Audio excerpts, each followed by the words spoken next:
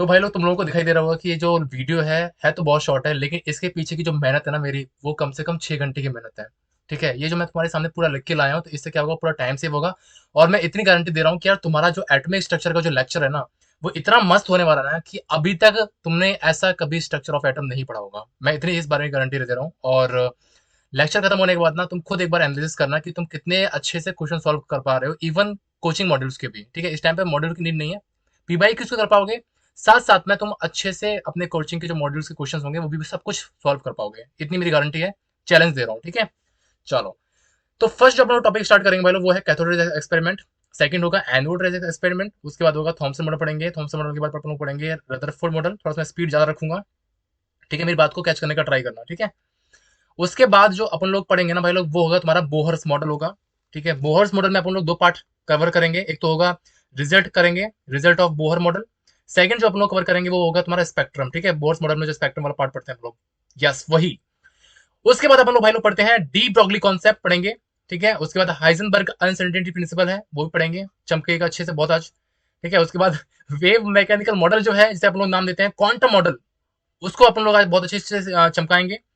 ठीक है, जो वेव मैकेनिकल मॉडल है ना, इसमें अपन लोग क्वांटम नंबर पढ़ते हैं, इलेक्ट्रॉनिक कन्फिग्रेशन पढ़ते हैं, और शेप ऑफ ऑर्बिटल्स पढ़ेंगे। ठीक है, सिंपल बोल दो, क्वांटम मॉडल पढ़ने वाले हैं।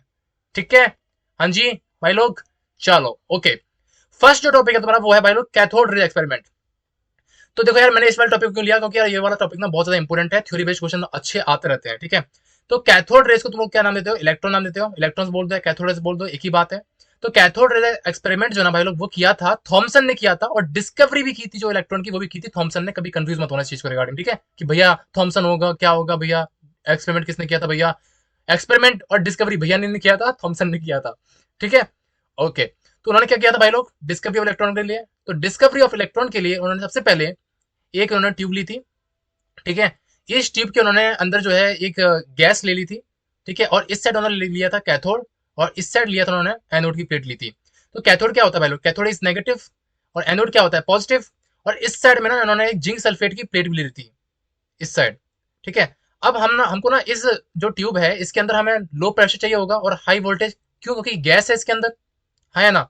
और जो ये जिंक सल्फाइड का जो ये हमने लोगों ने लिया है ना मेटल, ठीक है, ये एक तरह से ना फॉस्फोरेसेंट सब्सटेंस है। फॉस्फोरेसेंट क्या होता है कि जो लाइट मारने पर चमकते हैं। ठीक है, जैसे लाइट वगैरह ना, तो जैसे अब तुम लोग व्हीकल्स वगैरह होते हैं, बहुत सारी गाड़ियां होती हैं, ठीक है, उनके पीछे ना कुछ लाइट सी लगी होती है रेड कलर की, है ना। तो वो अगर रात में उन पे पड़ती है, जैसे एक्सप्रेस पे जाओगे ना, तो उस टाइम पे जो है ना, वही सारी चीजें भाई लोग, वही वही वही।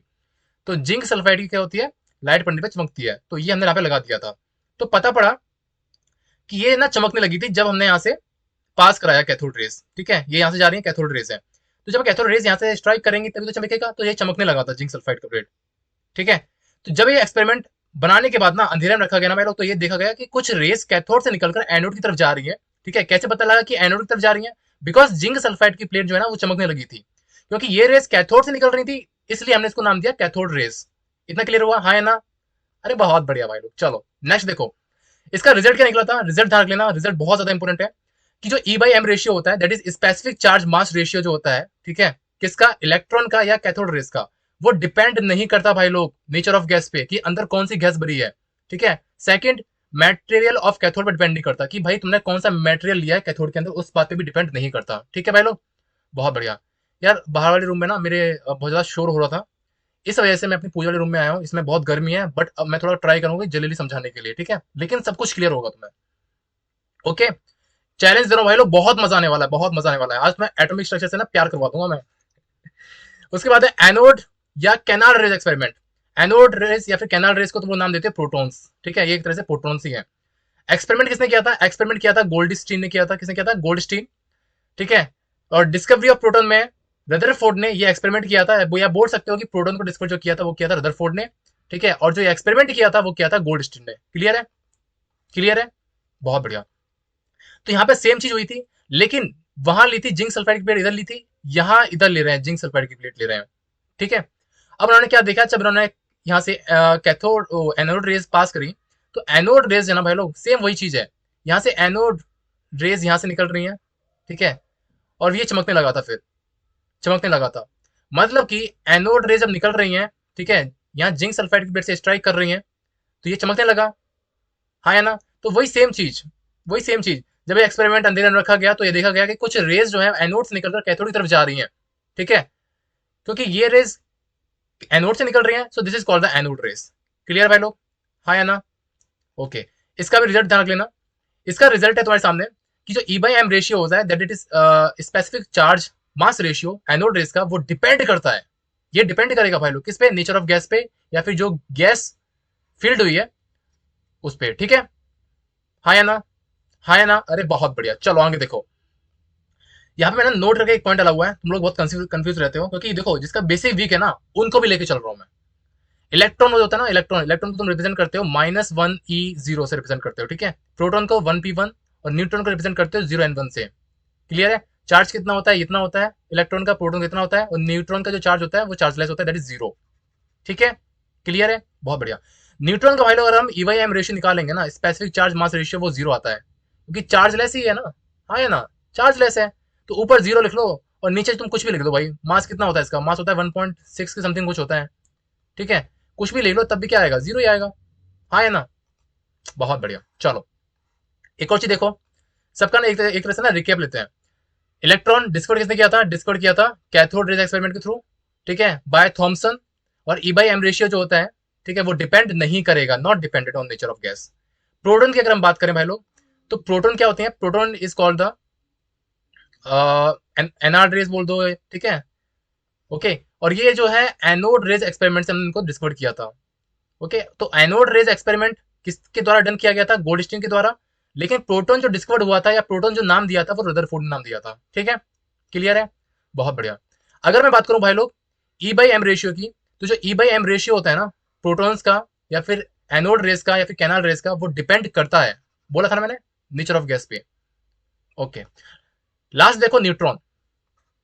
अगर मैं न्यूट्रॉन की बात करूं भाई लोग, अगर मैं न्यूट्रॉन की बात करूं, तो न्यूट्रॉन जो है डिस्कवर किया गया था जेम्स चैडविक के द्वारा। ओके, कैसे डिस्कवर हुआ था? उन्होंने ना, जेम्स चैडविक ने क्या किया था? जेम्स चैडविक ने भाई लोग बम्बारमेंट किया था अल्फा पार्टिकल का। अल्फा पार्टिकल क्या होते हैं? क्या होते हैं? पॉजिटिवली चार्ज हीलियम आयंस जो होते हैं ना, He2+, this is called the alpha particle, ठीक है? इन्होंने थिन बेरिलियम की शीट्स पर अल्फा पार्टिकल का बम्बारमेंट किया था। तो beryllium 4Be9, alpha particle is 2He4, ठीक है? तो क्या बना? कार्बन और न्यूट्रॉन निकला 0 and 1 न्यूट्रॉन, ठीक है भाई लोग? ठीक है, बहुत बढ़िया। कभी कभार ना तुम्हें कंफ्यूजन रहेगा कि न्यूट्रॉन्स बोल रहा है या गामा बोल रहा है। तो गामा मतलब होता है न्यूट्रॉन्स, बीटा मतलब होता है इलेक्ट्रॉन्स, अल्फा मतलब होता है 2 न्यूट्रॉन प्लस 2 प्रोटॉन। इतना क्लियर है? हाँ या ना? बहुत बढ़िया। एक क्वेश्चन ना आ जाता है कभी कभार, और ये एनसीईआरटी में दे रखा है इसलिए मैंने यहाँ कवर कर रहा हूँ, कि भाई लोग जो चार्ज होता है ना इलेक्ट्रॉन पे, वो हम यहाँ देखा था हमने एक एक्सपेरिमेंट के थ्रू, जिससे एक्सपेरिमेंट का नाम था मिल्कन्स ऑयल ड्रॉप एक्सपेरिमेंट। इलेक्ट्रॉन पर चार्ज जो निकाला गया था वो मिल्कन्स ऑयल ड्रॉप एक्सपेरिमेंट जो था उसके थ्रू निकाला गया था, ठीक है? भाई लोग थोड़ा माफ करना, गर्मी बहुत ज्यादा है, मैं थोड़ा सा ट्राई कर रहा हूँ कि सब कुछ बहुत अच्छे से समझाऊं, लेकिन थोड़ा फास्ट में, ठीक है? ओके। उसके बाद तुम्हारा जो फर्स्ट मॉडल आता है ना भाई लोग, वो आता है Thomson atomic model. Thomson atomic model जो है ना भाई लोग, वो 1904 में दिया गया था, ठीक है? कब दिया गया था? थॉमसन एटॉमिक मॉडल 1904 में दिया गया था। इस मॉडल को एक और नाम देते हैं प्लम पुडिंग मॉडल या फिर वाटर मेलन मॉडल बोल देते हैं। क्यों? क्यों? क्योंकि इन्होंने बोला था कि atom is positively charge sphere in which the electron are embedded into it. जैसे ना तरबूज होता है ना, तरबूज के अंदर क्या होता है? बीज होते हैं, काले काले कलर के, ब्लैक कलर के होते हैं, ठीक है? तो जो ब्लैक कलर के बीज होते हैं ना भाई लोग, सीड्स होते हैं, उनको उन्होंने नाम दे दिया कि ये इलेक्ट्रॉन होते हैं। और जो बाहरी हिस्सा जो होता है, स्फीयर जो होता है, ठीक है, वो एटम है, जो कि कैसा है? पॉजिटिव चार्ज है। समझ में आ गया? समझ में आ गया? बहुत बढ़िया। इसके भी ना ड्रॉबैक थे भाई लोग। ड्रॉबैक क्या था? कि ये ना स्टेबिलिटी को ना, एटम की जो स्टेबिलिटी होती है ना भाई लोग, उसको ना ये एक्सप्लेन नहीं कर पाए थे। क्यों?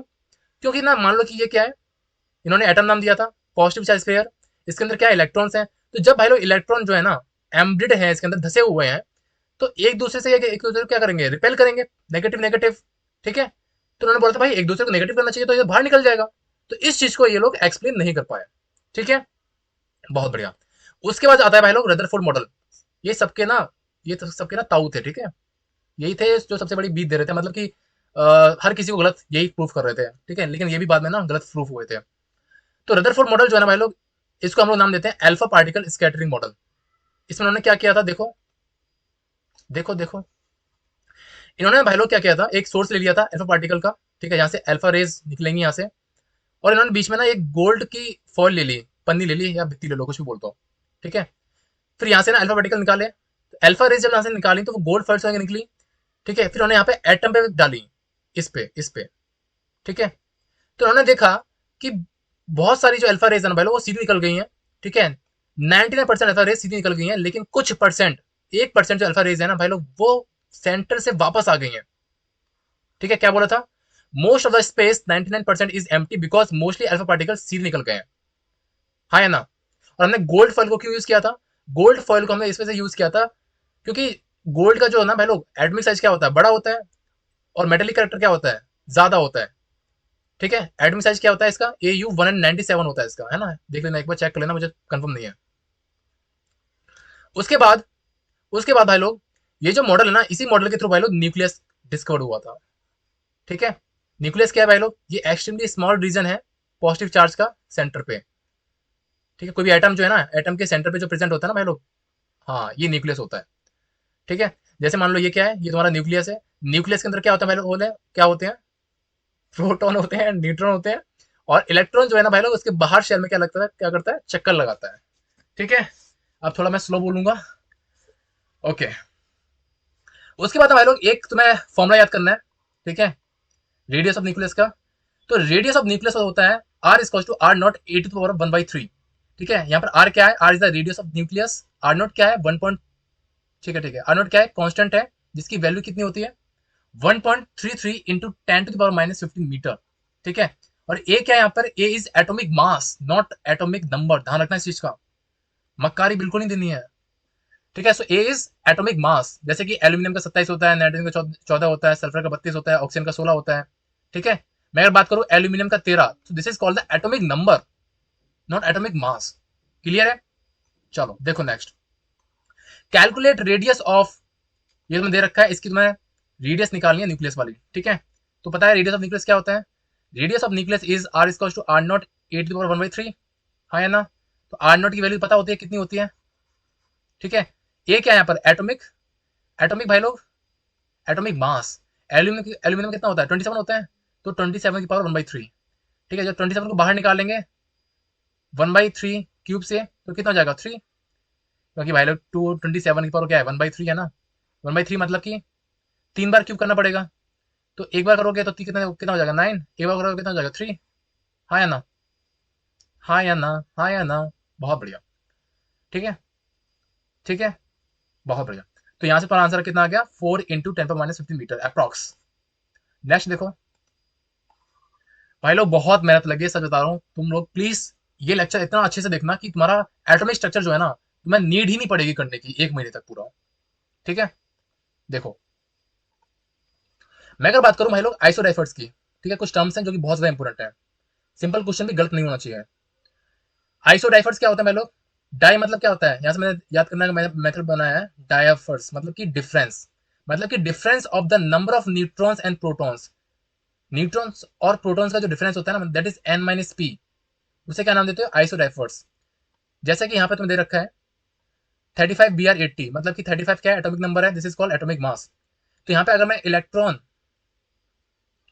ओके ओके, अगर मैं इलेक्ट्रॉन प्रोटॉन न्यूट्रॉन निकालू इनके, तो इलेक्ट्रॉन के निकलेंगे 35, क्योंकि इलेक्ट्रॉन और प्रोटॉन जो होते हैं ना भाई लोग, वो एटॉमिक नंबर के बराबर होते हैं, ठीक है। और न्यूट्रॉन क्या होगा, न्यूट्रॉन हो जाएगा भाई लोग atomic mass minus atomic number, ठीक है। तो 80 - 35 दैट इज 45, इतना क्लियर हो गया, क्लियर हो गया। आइसोडाइफर्स क्या होते हैं, n-p, मतलब कि number of neutrons minus number of protons, जो निकल के आएगा, this is called the isodiaphers, ठीक है।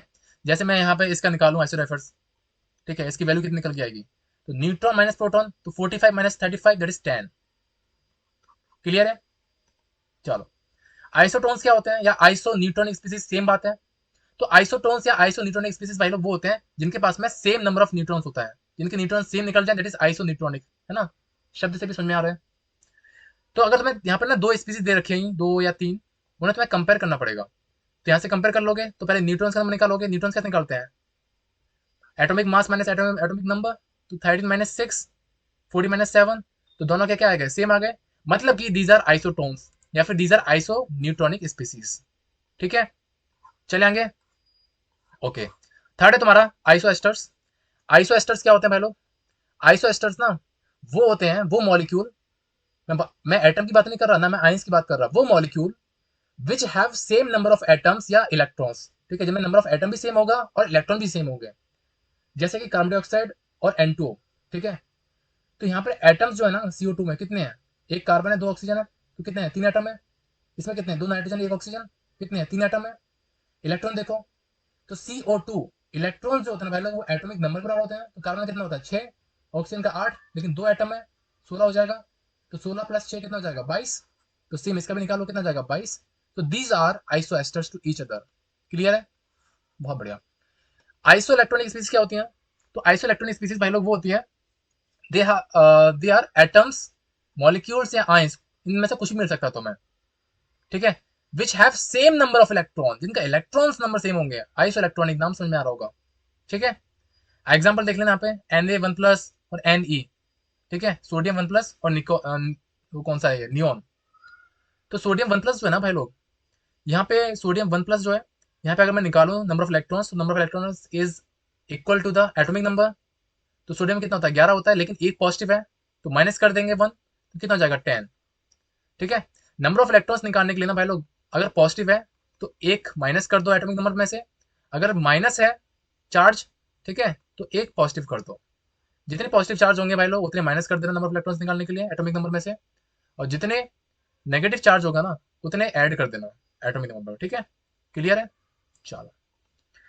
दो टर्म्स और है जो तुम्हें बहुत ज्यादा परेशान देते हैं। First is isotopes and second is isobars. Isotopes क्या होते हैं, which have same atomic number but different atomic mass. जैसे कि तुम्हारे ये दे रखे हैं हाइड्रोजन के आइसोटोप्स, प्लूटोनियम, ड्यूटेरियम, ट्राइटिरियम, ठीक है। जो तो ड्यूटेरियम होता है ना भाई लोग, deuterium is also called the heavy hydrogen. सारे टर्म्स याद करना, कुछ भी टर्म्स भूलना मत, क्योंकि लैंग्वेज में पूछा जा सकता है और पूछा जाएगा, यहीं से क्वेश्चन आएगा। This is called the tritium. Tritium क्या होता है भाई लोग, रेडियो एक्टिव होता है, हाँ है ना।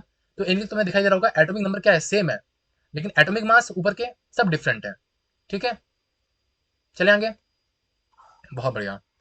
उसके बाद आइसोबार्स।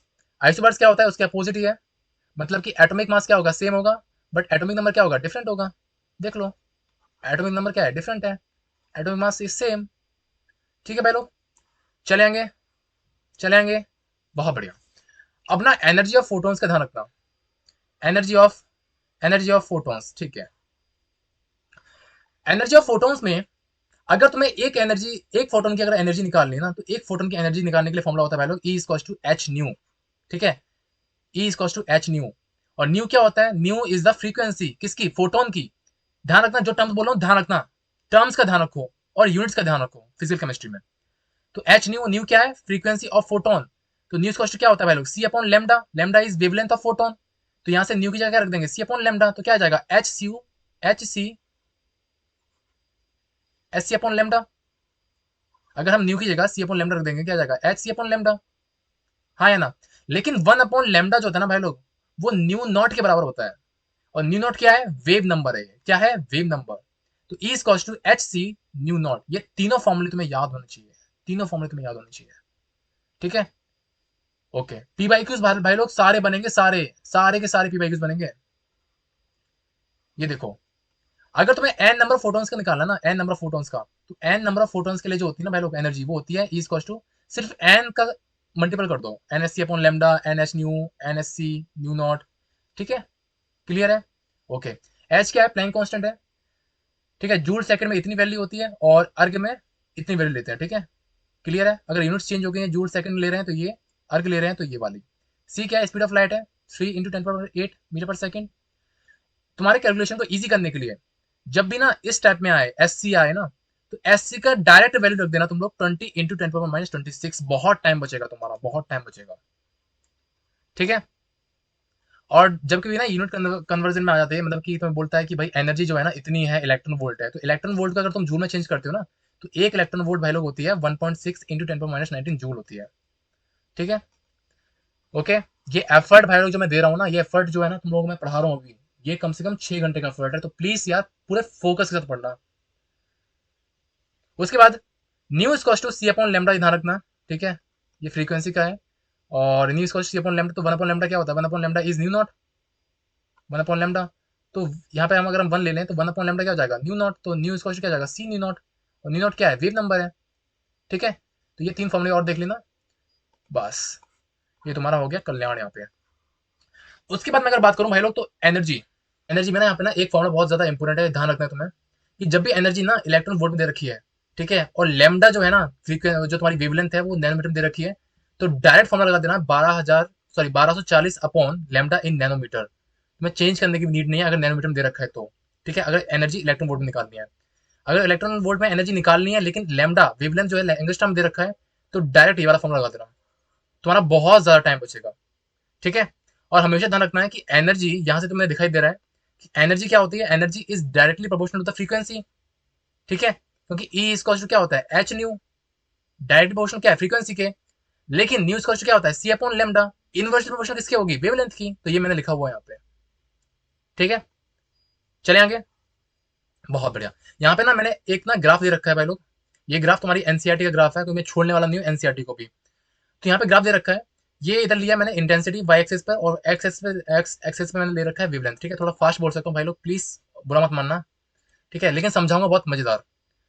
तो यहाँ पे ना वेवलेंथ क्या हो रही है भाई लोग, बढ़ रही है, इधर 100 है, 200 है, 300 है, ठीक है।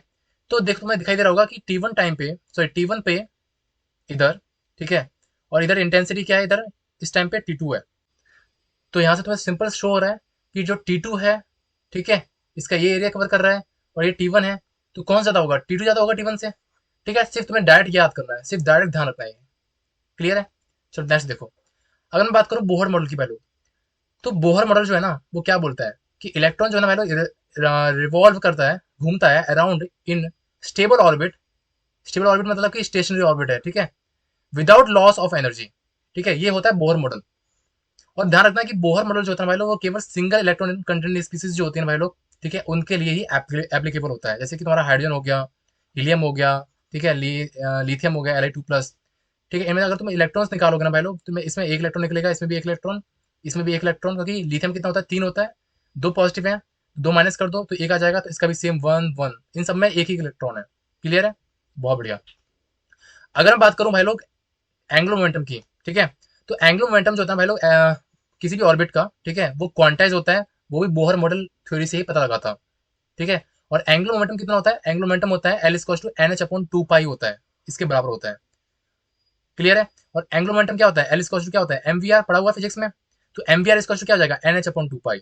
और जो ये वेलोसिटी है और जो ये रेडियस है, ये कौन सी है, वो बोहर मॉडल की ही, बोहर ऑर्बिट की ही रेडियस है, ठीक है। कौन सी वाली बताता हूँ, ये देखो, रेडियस ऑफ बोहर ऑर्बिट, तो ये इसका जो फॉर्मूला होता है वो होता है 0.59 into n² upon z, angstrom में लेंगे ये, ठीक है, और डायरेक्ट ये वाला फॉर्मूला भी ध्यान रख लेना, ठीक है, ठीक है।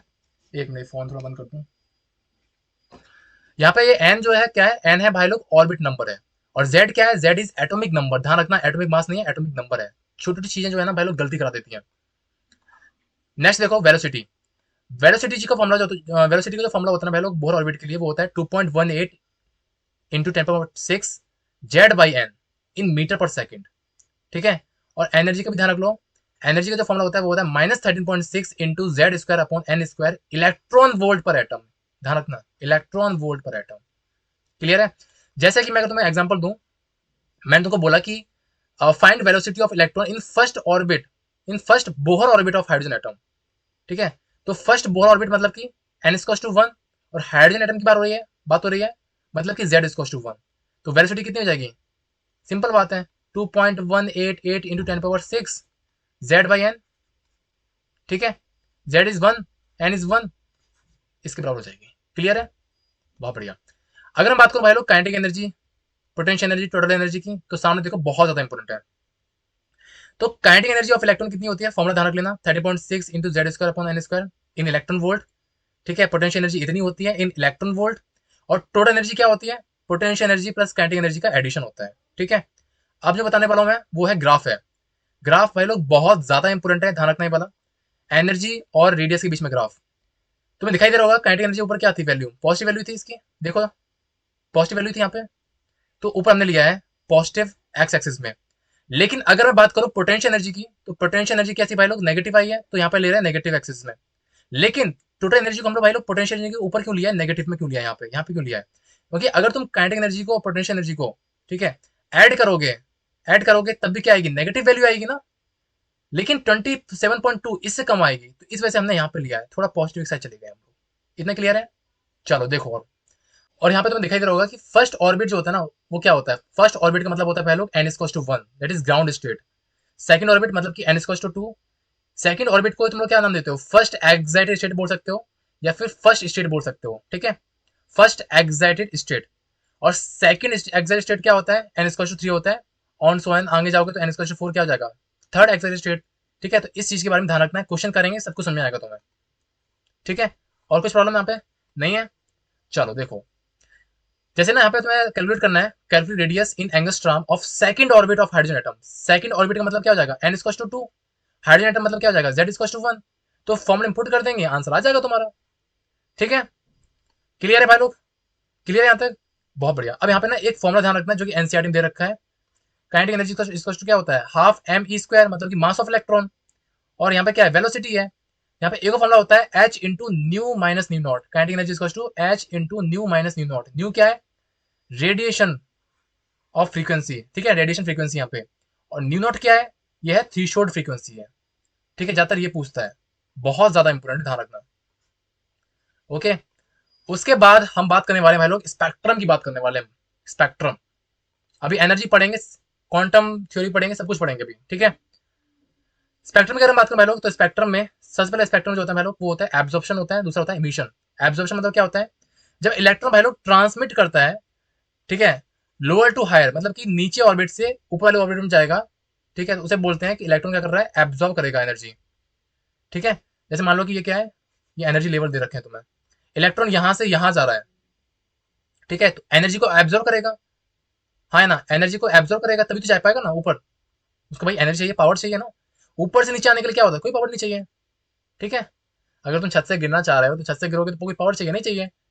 ठीक है, नीचे से जमीन से अगर तुम छत पे जा रहे हो, ठीक है, अपने लाइक टेरेस पे जा रहे हो, कहीं भी जा रहे हो, तो तुम्हें पावर चाहिए ना, एनर्जी चाहिए ना। तो वैसे सेम चीज यहाँ पे है।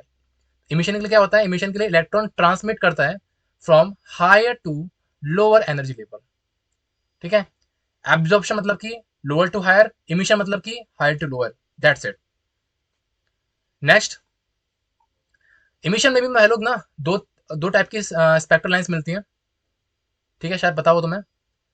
फर्स्ट जो होता है ना भाई लोग, नंबर ऑफ स्पेक्ट्रल लाइंस के लिए।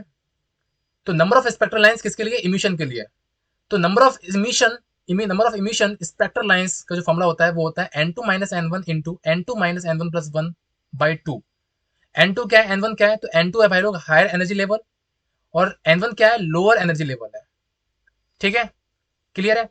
लेकिन अगर number of emission spectral lines में अगर n = 1 है भाई लोग, ग्राउंड स्टेट पे आ रहा है। ठीक है, क्लियर है। इफ n = 1 है तो total number of spectral lines जो होंगे ना भाई लोग, वो हो जाएगी n2 इंटू n2 - 1/2। ठीक है, जहां पर इलेक्ट्रॉन क्या कर रहा है भाई लोग, रिटर्न कर रहा है ग्राउंड स्टेट पे। हायर से अगर ग्राउंड स्टेट में आ रहा है ना, ठीक है, मतलब कि ओके ओके, अगर ना ग्राउंड स्टेट में आ रहा है, मतलब कि n1 की वैल्यू कितनी हो जाएगी, 1 हो जाएगी। और n2 जो भी हायर स्टेट से आ रहा है, तुमको बोलेगा कि भाई थर्ड से आ रहा है, फोर्थ से आ रहा है, किससे आ रहा है। क्लियर है, क्वेश्चन करेंगे अभी एक दो तीन, सब कुछ क्लियर हो जाएगा। सेकंड जो केस बनता है वो बनता है number of spectral lines in absorption line. Number of absorption spectral lines. ठीक है, यहाँ पूरा लिख नहीं पाया, एक बार चेक कर लेना। तो नंबर ऑफ एब्जॉर्प्शन, ये क्या था, इमिशन था। Number of absorption spectral lines जो होती है वो बराबर होता है नंबर ऑफ लाइमन सीरीज के भाई लोग, जो कि होती है n2 - 1। n2 - 1 बिकॉज एब्जॉर्प्शन भाई लोग ओनली लाइमन से होता है, या बोल सकते हो कि एब्जॉर्प्शन ऑलवेज अगर फ्रॉम द ग्राउंड स्टेट। ठीक है, ग्राउंड स्टेट हम लोग लाइमन क्यों बोल रहे हैं, अभी हम लोग समझने वाले हैं, सब कुछ क्लियर हो जाएगा तुम्हें। तो एक मैं तुम्हें एग्जांपल देता हूँ, जैसे कि ये तुमने सीरीज पढ़ी होगी ना, फर्स्ट लाइमन, बामर, पास्चर। तो ये क्या होता है, ग्राउंड स्टेट। तो ग्राउंड स्टेट मतलब बोलते हैं हम लोग लाइमन बोलते हैं। ठीक है, उसके बाद n = 2, बामर, पास्चर। ठीक है, ये चलता है। नेक्स्ट देखो, इसे क्वेश्चन देखो, एक क्वेश्चन तुम्हारे सामने। In an atom, 5 orbits are present. Then calculate number of emission lines and absorption lines formed in the spectrum. ठीक है, तो टोटल नंबर ऑफ लाइंस कितनी है, n2 कितना है, 5 है, हाँ है ना। तो इमिशन कितना हो जाएगा, emission is n2 into n2 - 1/2।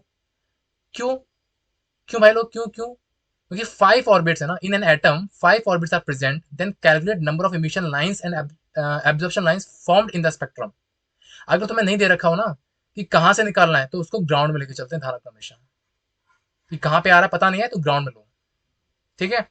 Absorption के लिए क्या होता है, सिंपल फॉर्मुला लगाना है एब्जॉर्प्शन के लिए, n2 माइनस n2 - 1 कितना जाएगा, दैट इज 5 - 1 कितना जाएगा, 4 आ जाएगा, और ये कितना जाएगा, 5 आ जाएगा, ठीक है। एक और क्वेश्चन देखते हैं, सब कुछ क्लियर होगा तुम्हारा। जो भी तुमको बोला गया है, in hydrogen atom if electron from nth orbit to first orbit, total number of spectral lines are 21, ठीक है। स्पेक्ट्रल लाइंस में दे दी है 21 है, तुम्हें n की वैल्यू फाइंड आउट करनी है। तो क्या बोल रहा है, इलेक्ट्रॉन भाई लोग nth ऑर्बिट से फर्स्ट ऑर्बिट में आ रहा है, मतलब कि इमिशन है। इमिशन मतलब कि भाई लोग, मतलब कि total number of emission lines कितनी हो जाएंगी, n2 इंटू n2 - 1/2। तो इमिशन लाइंस दे रखी है कितनी है, 21 है। n2 इंटू n2 - 1/2 कितना आ गया, यहाँ से n2 की वैल्यू 7 आ गई, ठीक है। क्लियर है। एक और ले क्वेश्चन, छोड़ दो, नोट डाल के यहाँ पे एक पॉइंट लिखेंगे। अगर तुमको ना बोलता भाई लोग, if say hydrogen atom give 5 line in UV region, तो यूवी रीजन का मतलब होता है भाई लोग लाइमन सीरीज। कैसे, अभी डिस्कस करते हैं। देखो यहाँ पे ये सीरीज है, लाइमन, बामर, पाशन, ब्रैकेट, फुंड, ठीक है। यहाँ पे एनओ की वैल्यू कितनी होती है, 1 2 3 4 5, और एन टू जो है ना भाई लोग वो 2 3 4 कुछ भी हो सकती है यहाँ पे, ठीक है। अगर एन वन 1 है तो n2 2 3 कुछ भी। ये जो होता है ना भाई, 11 सीरीज जो होती है वो अल्ट्रा वायलेट रीजन में प्रेजेंट होती है, बामर सीरीज होती है विजुअल रीजन में, बाकी के सारी जो होती है ना वो इंफ्रारेड रीजन में प्रेजेंट होती है, ठीक है। क्लियर है। अब यहाँ से ये देखो, जैसे मान लो कि तुम्हारी एनर्जी लेवल है, ठीक है, ये n1, ये n=1 है, ये 2 है, 3 है, 4 है, 5 है, 6 है, और ये इनफाइनाइट है, ठीक है। लाइमन ये रहा, ये बामर है, पाशर है, ब्रैकेट है, फुंड है, ठीक है। क्लियर है। ये कौन सा है, ये वाला लाइमर, ये बामर, पाशर, ब्रैकेट, ठीक है। ओके। जब कोई इलेक्ट्रॉन भाई लोग, जब कोई इलेक्ट्रॉन भाई लोग गिर रहा है, ठीक है, तो यहाँ से भी गिर सकता है, 2 से भी जा सकता है नीचे, ठीक है। इमिशन का जो मैं बता रहा हूँ तुमको, 3 से भी आ सकता है, 4 से भी आ सकता है, 5 से भी आ सकता है, ठीक है। कोई चांस नहीं है, ठीक है। लेकिन अगर वो तुमको बोल रहा है ना, अगर वो तुमको बोल रहा है कि बामर में आकर गिर रहा है, तो बामर मतलब कि वो कहीं से भी आ सकता है, लेकिन उसको ग्राउंड में आना है बामर में, तो मतलब कि n=2 रहेगी, लेकिन पता नहीं है वो कहां से आएगा, n=6 5 वो क्वेश्चन बोलेगा तुमको, ठीक है। देखो यहाँ पे ना एक और चीज नोट करनी है, अगर तुमको बोल रहा है ना क्वेश्चन में कि लिमिटिंग लाइन है या फिर शॉर्टेस्ट वेवलेंथ है, उसका मतलब है कि n2 इनफाइनाइट लेना है, हमेशा ये बात सही होगी, ध्यान रखना है। अगर बोल रहा है लिमिटिंग लाइन सीरीज है या शॉर्टेस्ट वेवलेंथ टर्म यूज कर रहा है, तो n2 इनफाइनाइट। अभी तो मैं ना क्वेश्चन लेके ना सब कुछ समझ में क्लियर कर दूंगा। एनर्जी का फॉर्मुला है, ठीक है, इसको भी ध्यान रखना है। ये इस क्वेश्चन कितना होता है, -2.18 इंटू 10⁻18 Z²/n², ये आती है जूल में। डायरेक्ट फॉर्मुला बेस्ड क्वेश्चन पूछा जाता है, डायरेक्ट फॉर्मुला बेस्ड क्वेश्चन, तुम्हें फॉर्मुला आता नहीं है, इस वजह से फॉर्मुला बहुत ज्यादा इंपॉर्टेंट है। ये एनसीईआरटी क्वेश्चन लिया है मैंने। Calculate the energy associated with first orbit of helium. First orbit मतलब कि n=1, हीलियम मतलब कि Z=2, हाँ या ना, तो फॉर्मुला पुट कर दे वाला, आंसर आ जाएगा, ठीक है। एक ना वेव नंबर का फॉर्मुला है, वो भी ध्यान रखना है। न्यू नॉट इक्वल क्या होता है, 1/λ, तो 1/λ इक्वल होता है भाई लोग RZ², 1/n2² - 1/n1², ये ध्यान रखना है। Z क्या है, एटॉमिक नंबर है, R क्या है, रेडिएटर कांस्टेंट, जिसकी वैल्यू होती है इतनी पर मीटर, और 1/λ is wave number, nu naught, ठीक है। इसकी एक ट्रिक है, ट्रिक क्या है, लैम्डा अगर तुम्हें डायरेक्ट निकालना है ना एंगस्ट्रॉम में, तो 912/Z², n1² n2² n2² direct कर देना, तुम्हारा क्वेश्चन कभी गलत नहीं होगा, वो कैलकुलेशन से छुटकारा मिलेगा तुम्हें, ठीक है। n2 क्या है, हायर एनर्जी लेवल, n1 क्या है, लोअर एनर्जी लेवल, ठीक है। ठीक है भाई लोग, बहुत बढ़िया। एक और ट्रिक ध्यान रखो, एक और ट्रिक ध्यान रखो। फर्स्ट जो ट्रिक है भाई लोग वो ये है कि अगर तुमको बोल रहा है कि for x line of series, x line of series, ठीक है, तो n2 निकालने का डायरेक्ट फॉर्मुला है n1 + x कर देना। जो भी तुम्हें लाइन बोल रहा है ना, fifth line of series, बामर series, ये सीरीज, तो n1 + x कर देना, तुम्हें n2 डायरेक्ट मिल जाएगा। तुमको अगर बोल रहा है ना फॉर लास्ट लाइन या limiting line of any series, ठीक है, तो n1 जो है वो डिसाइड करोगे बाय नेम ऑफ सीरीज, लेकिन n2 के लिए हमेशा इनफाइनाइट, हमेशा इनफाइनाइट, जब भी तुमको बोले लास्ट लाइन या लिमिटिंग लाइन और बामर सीरीज पास्चर सीरीज, ठीक है। तो N1 तो तुम सीरीज के अकॉर्डिंग डिसाइड करोगे कि बामर है या पास्चर है। बामर हो गया तो N1 इसका 1 हो जाएगा, ठीक है। क्लियर है, बहुत बढ़िया। ये क्वेश्चन देखो, calculate the wavelength of third line of Lyman series. Third line का मतलब क्या हो जाएगा, थर्ड लाइन देखो ऊपर देखो, एक्स लाइन, तो थर्ड लाइन मतलब कि एक्स इक्वल टू 3 हो जाएगा। तो एन टू कितना हो जाएगा, n two equal to n one plus x, कितना आ गया, n two equal to 4। Lyman series बोल रहा है मतलब कि एन इक्वल टू 1, मतलब कि n one equal to 1, n one equal to 1। Wavelength calculate करना है तो कौन सा भी फॉर्मुला लगा दो, ये वाला फॉर्मुला लगा दो या ये वाला फॉर्मुला लगा दो, तुम्हारा आंसर बहुत आराम से आ जाएगा। इतना क्लियर है, बहुत बढ़िया। उसके बाद एक क्वेश्चन है, calculate frequency of last line of Brackett series in hydrogen spectrum. सारे क्वेश्चन ले रहा हूं भाई लोग, बहुत ज्यादा इंपोर्टेंट है, ठीक है, कोई कराता नहीं है ये। फ्रीक्वेंसी निकालना है, ठीक है, बोला गया लास्ट लाइन, तो लास्ट लाइन मतलब क्या हो जाएगा, डायरेक्ट आंख बंद करके रख दो, n two equal to infinite. Brackett series है तो लाइमन सीरीज है ना, पहले क्या होता है लाइमन सीरीज, देखो यार ऊपर तुम लोग क्या करते हो भाई लोग, क्या करते हो, ये क्या है लाइमन, बामर, पास्चर, ब्रैकेट। तो ब्रैकेट के लिए क्या होता है, n equal to 4, n equal to 4। तो एन वन इक्वल टू कितना हो जाएगा, 4 हो जाएगा।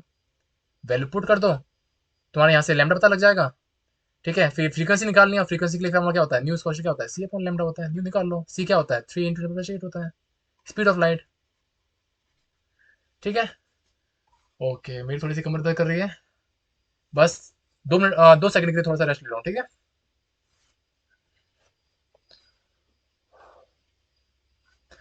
चलो next question, in hydrogen spectrum find the ratio of lambda minimum, मतलब कि minimum wavelength of Lyman and बामर series, इनका रेशियो निकालना है, ठीक है। मिनिमम वेवलेंथ का रेशियो निकालना है लाइमन के लिए और बामर सीरीज के लिए। तो मिनिमम वेवलेंथ मतलब भाई लोग जिसकी मिनिमम वेवलेंथ होगी उसकी एनर्जी मैक्सिमम होगी, क्योंकि ई स्क्वायर क्या होता है, एस सी अपॉन लेमडा, ऊपर डिस्कस किया था ना, एनर्जी अगर ज्यादा होगी तो वेवलेंथ क्या होगी, कम होगी। तो लेमडा मिनिमम है मतलब कि एनर्जी मैक्सिमम, और एनर्जी मैक्सिमम किसकी होती है, लाइमन सीरीज की, बताया था। देखो एक बार चेक करो ऊपर, चेक करो चेक करो चेक करो जल्दी से, देखो ऊपर से नीचे आ रहे हैं, एनर्जी क्या कर रही है, बढ़ रही है। सबसे ज्यादा लाइमन की होगी, फिर कम इसकी, फिर कम इसकी, सबसे कम होगी इसकी लास्ट वाले की, पास्चन की, ठीक है। जिसकी वेवलेंथ कम होगी उसकी एनर्जी ज्यादा होगी, क्योंकि इनवर्स प्रोपोर्शनल होते हैं। अब आ जाओ नीचे, नीचे नीचे नीचे आ जाओ, तो लेमन सीरीज की हो जाएगी एनर्जी मैक्सिमम, हाँ है ना, हाँ है ना भाई लोग, हाँ है ना। तो लेमन सीरीज बोल रहा है मतलब कि एन वन स्क्वायर कितना हो जाएगा 1, और एन टू कितना हो जाएगा इनफाइनाइट, इनफाइनाइट, इनफाइनाइट। बामर सीरीज मतलब कि एन वन स्क्वायर 2, और एन टू कितना हो जाएगा इनफाइनाइट, इनफाइनाइट हो जाएगा, ठीक है। क्लियर है भाई लोग, क्लियर है। तो लैम्डा निकाल लेंगे इससे, चलो ये काम मैं तुम्हारे पर छोड़ता हूँ। नेक्स्ट आ जाओ, de Broglie equation, de Broglie equation. तो डी ब्रॉगली इक्वेशन भाई लोग क्या होता है, डी ब्रॉगली इक्वेशन जो होता है भाई लोग वो एप्लीकेबल होता है ओनली फॉर हाइड्रोजन और हाइड्रोजन लाइक स्पीसीज के लिए होता है, ध्यान रखना। जो हाइड्रोजन है और हाइड्रोजन लाइक स्पीसीज के लिए ही एप्लीकेबल होता है। 3 फॉर्मुले हैं, 3 फॉर्मुले बहुत रामबाण फॉर्मुले हैं। Lambda equal to h upon p, h क्या है, प्लैंक कांस्टेंट, वैल्यू कितनी होती है 6.6 in 10⁻⁻34, p is momentum, lambda is de Broglie wavelength. Simple question आता है, ध्यान रखना इस पे। अगर मोमेंटम क्या होता है, मोमेंटम इज एम वी, तो पी की जगह हम एम वी चेंज कर दें, कौन सा फॉर्मुला बन जाएगा, lambda equal to h upon m v बन जाएगा। अगर वोल्टेज दे रखा है ना भाई लोग, सॉरी पोटेंशियल दे रखा है ना, क्या बोल रहा हूँ, पोटेंशियल दे रखा है ना, तो डी वेवलेंथ का फॉर्मुला होगा ये वाला, lambda equal to 12.25 upon root V. Root V, V क्या है, पोटेंशियल डिफरेंस है, ठीक है। नेक्स्ट देखो, क्वेश्चन है, calculate D Broglie wavelength of an electron moving under a potential difference 15 volt, 15 volt. क्या करना है, कुछ नहीं, आंख बंद करके फॉर्मुला लगाओ, lambda equal to 12.25 upon root V in angstrom. Root V कितना है, 15 है, सॉल्व कर लोगे। चलो आगे चलते हैं, हाइजेनबर्ग अनसर्टेनिटी प्रिंसिपल। मजा आ रहा है भाई लोग, मजा आ रहा है, मजा आ रहा है भाई लोग। एक मिनट मुझे ना एक चीज देख लेने दो, कहीं कुछ स्किप तो नहीं किया, क्योंकि मुझे कुछ फीलिंग आ रही है, कुछ स्किप कर दिया क्या, नहीं फीलिंग गलत आ रही है। फीलिंग गलत आ रही है ना? अच्छा, फीलिंग गलत आ रही थी। ओके। तो भाई लोग तुम्हारा हाइजेनबर्ग अनसर्टेनिटी प्रिंसिपल क्या बोलता है ये? इसकी दो फॉर्मूला याद कर लो, रामबाण है, सारा तुम्हारा कल्याण हो जाएगा। Delta X dot delta P is equal to and more than H upon four pi, और delta X dot delta V equal to and more than H upon four pi M. ठीक है, ये मास छुपा बैठा हुआ है, इसको ध्यान रखना। और ये केजी में लोगे। ठीक है, एच अपन फोर पाई जब भी आया ना भाई लोग, एच अपन फोर पाई ऐसे डायरेक्ट पुट करना है 0.527 इंटू 10 34 जूल सेकेंड। अगर एच अपन टू पाई आया है तो डायरेक्ट ये वाली वैल्यू पुट कर देना।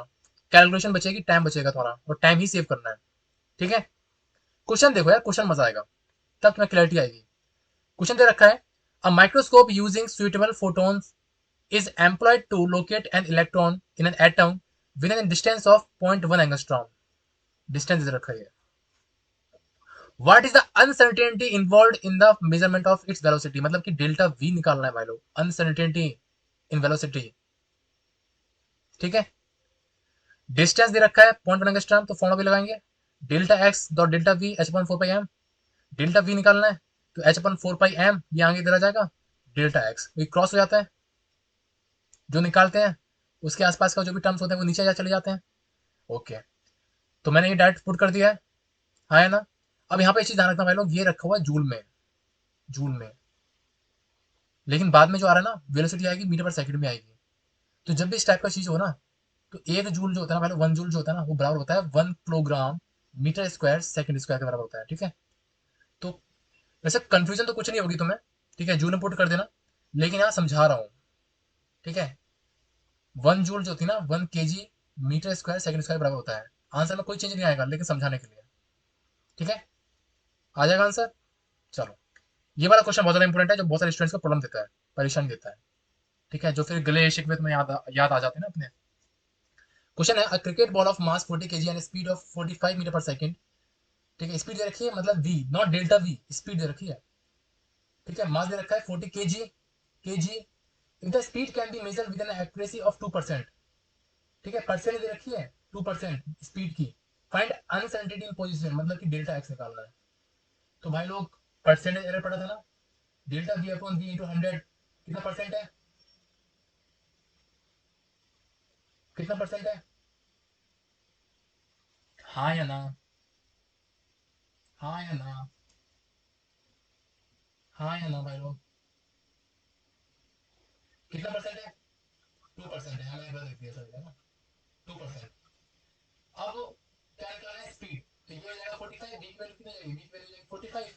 तो डेल्टा की निकालोगे तो क्रॉस कर दोगे, तो 45 इंटू 2 अपॉन 100, 90 अपॉन 100 मतलब कि 0.9 मीटर पर सेकंड। ठीक है, तो मैं भी कंफ्यूज हो गया था, मैंने क्या लिखा यार, delta V upon V into 100 45 कर दिया मैंने। ठीक है, तो यार मिस्टेक हो जाती है ना, बोले तो मिस्टेक करना इज इम्पॉसिबल। ठीक है, क्लियर है?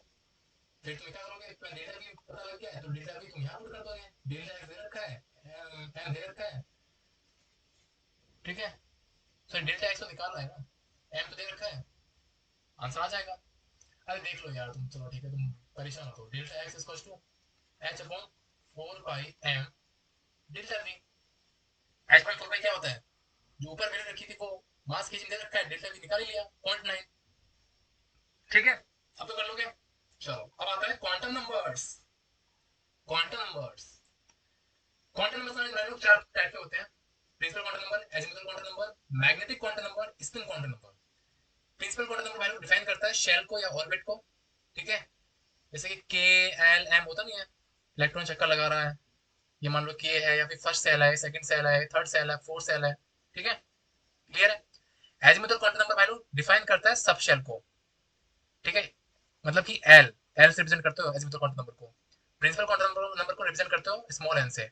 Magnetic quantum number value define करता है ओरिएंटेशन को, that is small m. Spin quantum number value define करता है इलेक्ट्रॉन के स्पिन को, चक्कर जो लगाता है। ठीक है, क्लियर है? इसको रिप्रेजेंट करते हो स्मॉल एस से, स्मॉल एस। नेक्स्ट देखो प्रिंसिपल क्वांटम नंबर। तो भाई लोग, जो प्रिंसिपल क्वांटम नंबर है ना, इसकी वैल्यू एन इक्वल्स टू 1 से लेकर एन इक्वल्स टू इनफाइनाइट तक वेरी करेगी, लेकिन इसकी वैल्यू कभी भी जीरो नहीं होगी।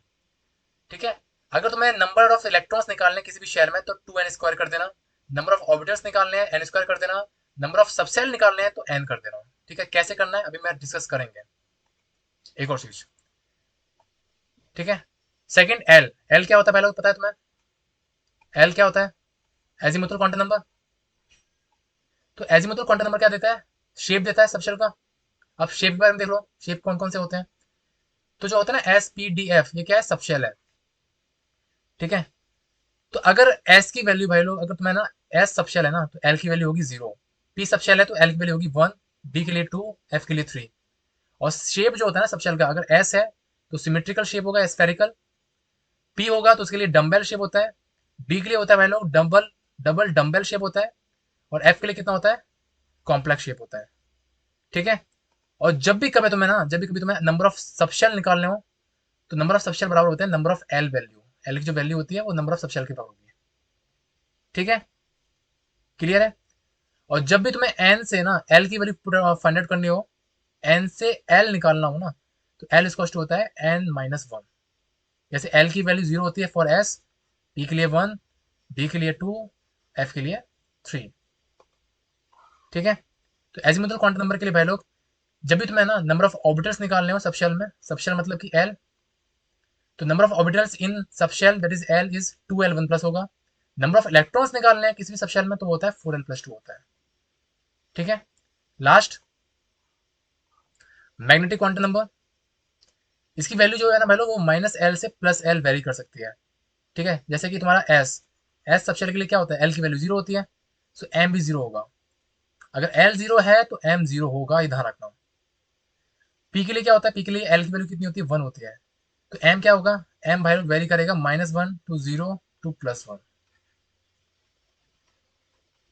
ठीक है, क्लियर है।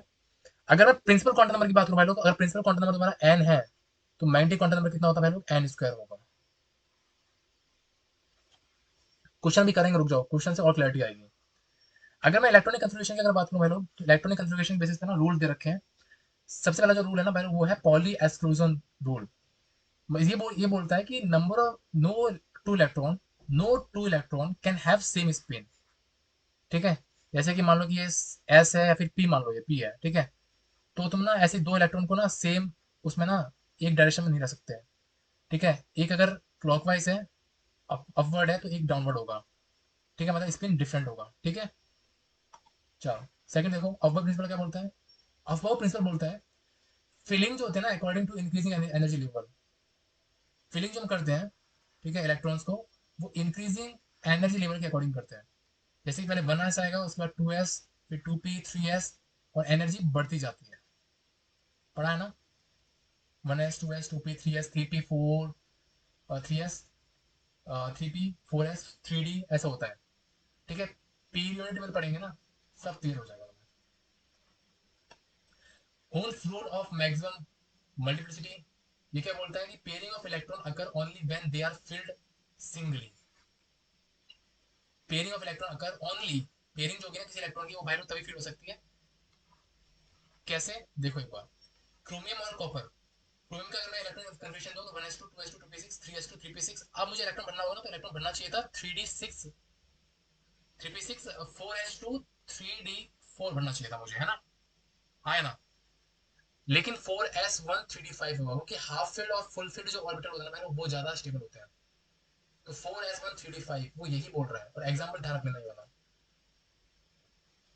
ठीक है, तो pairing of electron occur only when they are filled singly. ठीक है, सेकंड वाला हो गया। अब बस 2 मिनट का टाइम लगेगा, क्वेश्चन एक बार डिस्कस करते हैं। ठीक है, सिर्फ 2 मिनट का टाइम। देखो, पीडीएफ तुम्हारे सामने होगी। तो भाई लोग, ये वो प्रिंसिपल है, क्या बोलते हैं वो, क्या बोलते हैं? एनर्जी ऑफ सबसेल, किसी भी एनर्जी जो होती है ना सबसेल की वैल्यू, हम किसे देते हैं? हम देते हैं n+l रूल से देखते हैं। जैसे मैं एग्जांपल दे रखा है 1s और 2p में किसकी एनर्जी ज्यादा होगी, तो n+l रूल लगा दोगे इसमें। तो 1s मतलब क्या होता है? 1s मतलब होता है n+l, वही लगा दोगे n+l रूल।